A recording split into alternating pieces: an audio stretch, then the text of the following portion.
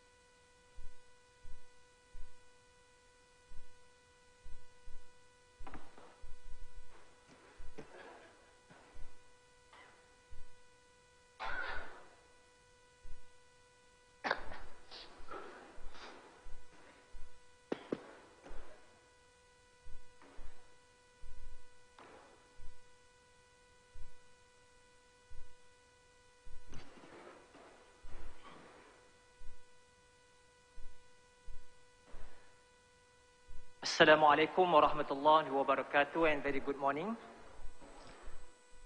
Let we begin our special session today by recitation of Surah Al-Fatiha. Bismillahirrahmanirrahim. Alhamdulillah.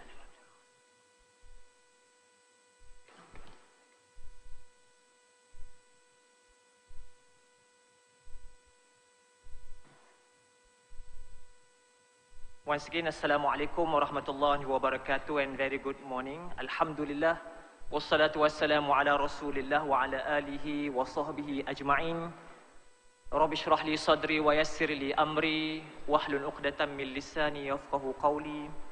Allahumma arini nafsi fi 'aini saghira wa fi a'yunin nasi kabira. Thank you and welcome to our special session today. Yang berhormat Khairi Jamaluddin, the Minister of Youth and Sport, Pak Din, Vice Chancellor Datuk Syarul, Exco members of Perak, State Perak,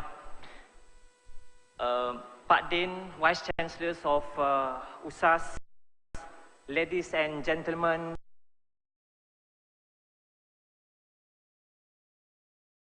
brothers and sisters, and the most celebrated young people. A round of applause to all of you.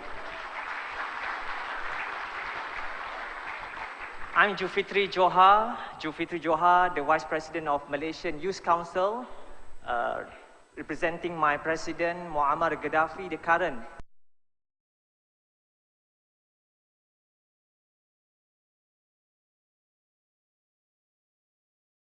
Presidents of Malaysian Youth Council, not the former Presidents of Libya, but the current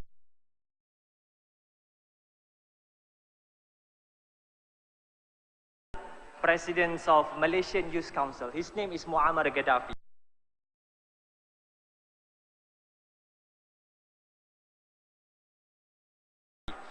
First of all, ladies and gentlemen, on behalf of the organizer, I would like to welcome all of you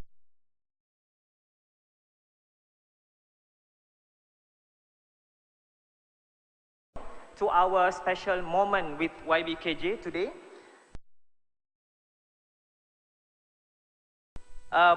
Ladies and gentlemen, brothers and sisters, ikhwah and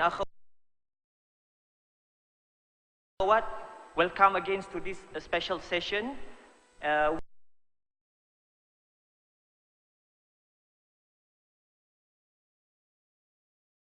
We are fortunate indeed to have YBKJ as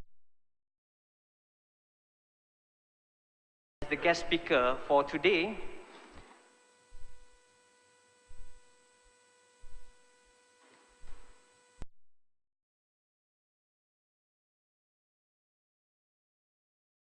For this special session to enlighten us on subject matter, young leadership of Malaysia. I hope that you will feel released after we have a long session, a serious discussion before. As you can see from the color of the stockings of YBKJ, you feel relief.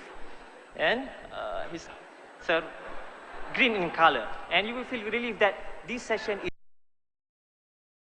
is very informative and very interactive session.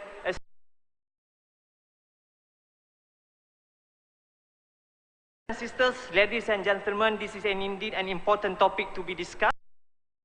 The young people, especially I think also including Perak, we have a lot of young people. And also the population of ASEAN, most of the, I think half of the ASEAN population is dominated by young people. Out of 630 million plus ASEAN population, half of them is young people. And I still remember when our brother Ahmad Hendawi, the special envoy in advising the Secretary General of Ban Ki-moon, he once said that our world also been dominated by young people. 65% of the world population is young people like all of you. Ladies and gentlemen, brothers and sisters, this is a great asset that Malaysia have.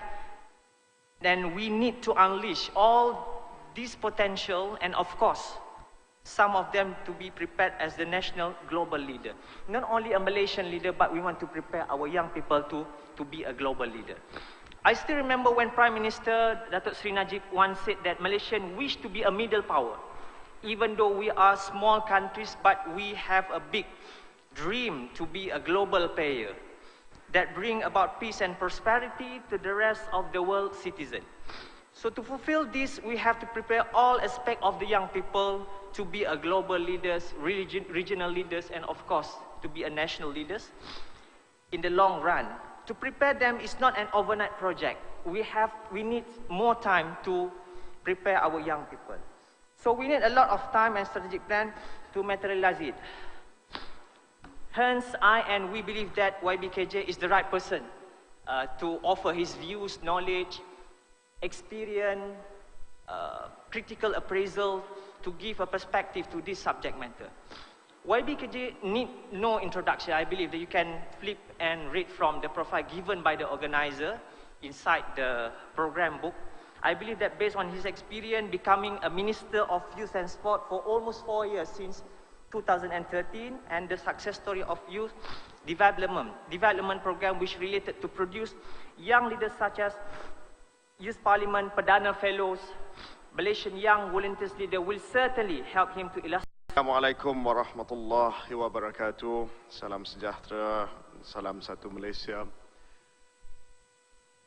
Thank you very much, Saudara Zulfi, introduction, and thank you very much for noticing the color of my socks. It's coincidence that I chose the color green for my socks. My tie is red, which is my political party. Green is another political party. It shows maybe our increased cooperation in the future. I don't know. Yang bahagia Tan Sri Nordin Kadi, Vice Chancellor of University Sultan Azlan Shah. Yang berhormat Datuk Syarul Zaman Yahya, Youth and Sports Exco member for the State of Perak. Saudara Khairul Azwan, Deputy Leader of Barisan National Youth.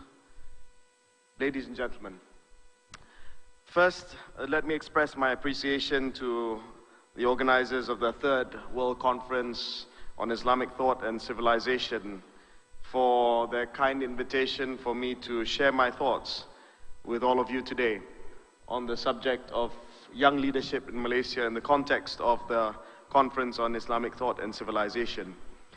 It is extremely appropriate that the overall theme of this third conference on the Islamic Thought and Civilization is the future world and the challenges that are lying ahead for Muslims, for Malaysia, and in particular for young people. The road ahead offers tremendous opportunities for those who are bold enough, and tragedy for those who are inadequately prepared, for those who are not imaginative enough and innovative enough to change. We all know that Muslims have played an important role influencing both the world and also the localities in which they decide to call home, whether there are Muslim majority countries or Muslims in non-Muslim majority countries. For more than a millennium, Muslims have contributed to the advancement of knowledge and global civilizations, enriching and enlightening humanity, pushing the envelope of human progress. We were, after all, the Muslim civilization, after all, were the bridge between the intellectual traditions of the Greeks and the European Enlightenment and Renaissance. In the future, Islamic thought and civilization will continue to influence and affect the world as it did since the start of the prophethood of Muhammad, peace be upon him, in the early 7th century. This will be more so in the future. But let me give you some perspectives as to the position of Muslim community in the world currently and in the next 3 decades. The numbers that I will be quoting from the study conducted by the Pew Research Center. There are now approximately 1.6 billion Muslims worldwide, 23% of the global population of over 6 billion people. Islam is the second biggest religion in the world after Christianity, but it's the fastest growing. It is estimated that from 2010 to 2050, the global population will increase by 35% to 9.3 billion. At the same time, the number of Muslims are projected to increase by 73% numerically, bringing the Muslim population to near parity with the Christians. The increase in the size of the global Muslim population is of course the result of a relatively high fertility rate amongst the Muslim community of 3.1 and a more youthful demographic with a median age of 23 years old. So the median age of the Muslim population is 23 years old. 62% of Muslims live in the Asia-Pacific region, with the most populous Muslim majority country being Indonesia. On the global stage, the OIC was established in 1969 as a vehicle for Muslim nations, and it's now the second biggest non-intergovernmental organization after the United Nations with 57 members. Of course, 9/11 has changed the world that we live in. There are those who refuse to admit that it was the start of a new and a more dangerous age for humanity, more so for Muslim communities around the world. Post 9/11, Muslims still face challenges that are making them both question the justness of the world order and agonize at how they are being treated around the world. On the one hand, they are being faced with the threat of terrorism perpetrated in our name, in the name of Muslims, and on the other hand, they suffer the vicious backlash from it, from those who view it as synonymous with Islam. Since 9/11, there seems to be a narrative of a looming, inevitable clash between Islam and the rest of the world. And this is fueled by politicians around the world who choose to use this as a convenient point for securing support. In that narrative, Islam is being increasingly and continued to be portrayed as an extremist religion seeking domination and hounding the world with violence. This situation is not getting any better, and in fact, it is spiraling out of control and resulting in reactionary political developments around the world. In this never-ending cycle, every action perpetrated by terrorists and extremists who claim that they act on behalf of Islam will result in reactions from their victims and from people who choose to identify Islam as the enemy. These reactions, more often than not, are outside the bounds of proportionality. The collateral damage inflicted results in resentment and hatred, becoming the perfect recruitment poster or cause celeb for the perverters of Islam. Through it, they are able to perpetuate the mentality of victimization among Muslims. In reality, both Muslims and non-Muslims are the victims. Muslims cannot take the attitude that violence in furtherance of a viewpoint is in any way acceptable. It is never acceptable, for violence begets more violence. What they, the terrorists and the extremists, are doing is not self-defense. It is murder, pure and simple. There is nothing heroic or noble in their conduct of taking innocent lives, and it can never be justified by religion. Non-Muslims, on the other hand, should be careful to calibrate their responses so as to not get caught into the narrative of the terrorists. They will win if security authorities worldwide start to profile and treat every single Muslim as a potential terrorist, reinforcing further the cycle of suspicion that exists between us. What is happening begs the question, is the clash between Islam and the rest of the world inevitable? Is the worsening relationship between Muslims and non-Muslims unavoidable? The answer is, of course, an emphatic no. But for this to happen, men and women of goodwill from both sides need to come forward, and they need to engineer a new paradigm in the relationship between our civilizations, from one beset by suspicion and fear to one of understanding and celebration of differences. This is the challenge of our times and the challenge of this generation. Let us stop this unfolding tragedy right in its track and start reversing it. If we fail to do this, then the future will be bleak for generations to come. Humanity cannot afford any clash of the major civilizations. What the world now needs is the cross-fertilization of civilizations, where we learn to come together to solve our common challenges, where we draw on the best of all civilizations to see how we can solve common man-made problems that we are confronted with today: climate change, terrorism, economic inequality, the challenge of equitable access to health, sanitation, education, housing. These are challenges that are being faced not just by Muslims, but for many of us around the world, regardless of our religion. We need to build more bridges across civilization through dialogue, through cooperation. Moving forward, all stakeholders must take responsibility to shift the world away from falling into an abyss of more violence, more reaction, more populism, more jingoistic nationalism, and more biased attitudes towards Muslims. Leading in the front lines of this battle against global terrorism should be our young people, for it is they that are the future of all nations, they that carry the torch of idealism that can defeat these entrenched attitudes. They are now the ones that are being targeted for recruitment and exploitation by the terrorists, precisely because they are those who are seen to be easily influenced, precisely because they have this high sense of idealism, and precisely because they are at the formative years where they can be influenced with dogma and ideology. We must win the battle for the hearts and minds of our young people. We cannot lose this battle for their souls. They must have hope for the future, and they must never be made to feel marginalized. This is where our war for the future starts, and it must start today. If the governments of Muslim countries lose this contest, then the extremists and the terrorists will win.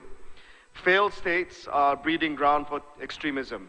Muslim nations must take the lead to ensure that they do not become failed states, and thus create a fertile ground for the ideology of hate and fear to take root. The gap between the haves and have-nots amongst member nations of the OIC must be continuously narrowed. We must not blame the West for our own shortcomings. And I noticed earlier that before my session, there was a session that spoke on good governance. I think this is a tremendously important topic to discuss amongst Muslims and amongst Muslim nations. One of the key and most important ingredient for us to fight extremism is ensuring that Muslim nations, Muslim countries, and Muslim governments uphold the ideals and practice good governance. Without good governance, without attention, and without commitment towards accountability, integrity, ensuring that Muslims in Muslim countries are not marginalized, are not denied the freedom, and not denied the opportunity to be able to choose their own governments and hold their governments accountable to development, to education, to eradicating poverty, then this creates the perfect breeding ground for extremism. Yes, of course, the West is not free from blame for what woes the world, but it is the responsibility for Muslim governments to put into place policies that will create sustainable, equitable, and inclusive growth for our citizens. We cannot blame other people forever. We have to take matters into our own hand and hold our own governments accountable and ensure that good governance is also something that is being practiced across the Muslim world. It is ultimately our task to create an environment for our people to optimize their God-given potential. Muslim nations are blessed not only with an abundance of natural resources, are we not the biggest producer of oil and gas in the world, but also possess a human capital base that are relatively young, coupled with a high fertility rate. We want to see Muslim countries emerge and not just be reliant on our traditional sources of growth, commodities, oil and gas. We will continue providing the mechanisms necessary in tapping the potential and advocating Malaysian youth to push forward in the future. Some of the things have been mentioned by Saudara Julfitri just now, where it's very, very important for us to give focus to young people and leadership amongst young people. For young people to be part of nation building, for young people to be part of formulating government policies, giving constant feedback to the government so that attention is given in fulfilling the potential of every single young Malaysian. I call upon the young Malaysians to cast aside an apathetic attitude when it comes to national development. Take an interest in your country. Participate and contribute. It is your country as much as it is anyone else's, as much as it is the older generations. In fact, it is more yours than it is the older generation, because in years to come, you will inherit this country, and the future trajectory and the future arc of this country is able to stay on top of things. Yet for me, whether it is 10, whether it's 15, whether it's 20, young Malaysians who have been co-opted or recruited to join terrorist, extremist, radical organization is one too many. We have to ensure that activities and narratives for young Malaysians so they do not feel tempted to join groups that subscribe to violent terrorism, extremism, and radicalism. Alhamdulillah, no incidents of domestic terrorism, major incidents of domestic terrorism has occurred, though not for the lack of trying on the part of terrorists. Recently, we had an attempt, and recently we had a small incident that took place in Kuala Lumpur, and there have been plans, many other plans, which have been foiled and defeated by the security services. In Malaysia, our problem is not that Malaysia is fertile land for terrorism. The issue is rather the lack of a coherent narrative to counter the radicalized groups, and from joining the workforce, then the country, the people, will be poorer for it. The next challenge for Malaysia is to ensure a sustainable tempo of national prosperity, where development is both equitable and inclusive. The government in its development policies has started to target the bottom 40% of the income bracket. It is a move in the right direction and laudable. We must move more people into the middle class from the bottom 40% through the cultivation of development, entrepreneurship, education, and skills training. And this really speaks to winning the hearts and minds. We have to ensure that the bottom 40%, regardless of ethnicity, regardless of religion, are moved into the middle class. The more the economy thrives, the more education we give our people, the less opportunities there are in people being marginalized, feeling marginalized, and being exploited by those who want to exploit them. Malaysia and Malaysians must always take cognizance that we live in a global environment that is super competitive. In the quest for a better tomorrow, Malaysians must not and cannot afford to rest on our achievements of the past. Our national position is, of course, not set in stone. We could again fall into the middle income quagmire if we lose sight of the need for efficiency, productivity, and the right level of growth. We must strive to be ahead of the curve and increase our competitive advantage. Moving forward, Malaysians must be bold enough to pioneer new areas of growth. Malaysia has no qualms in learning from the best when it comes to furthering national development. We have looked to the west, we have looked to the east. We are not a dogmatic nation. We have learned that in nation building, looking into what works, in the final analysis, whether Malaysia succeeds or fails depends on the quality of leadership, for it is an essential factor in deciding success or failure. And in speaking about the youth leadership of Malaysia in the context of Islamic civilization and thought, I cannot underline this point even more. We need good leaders.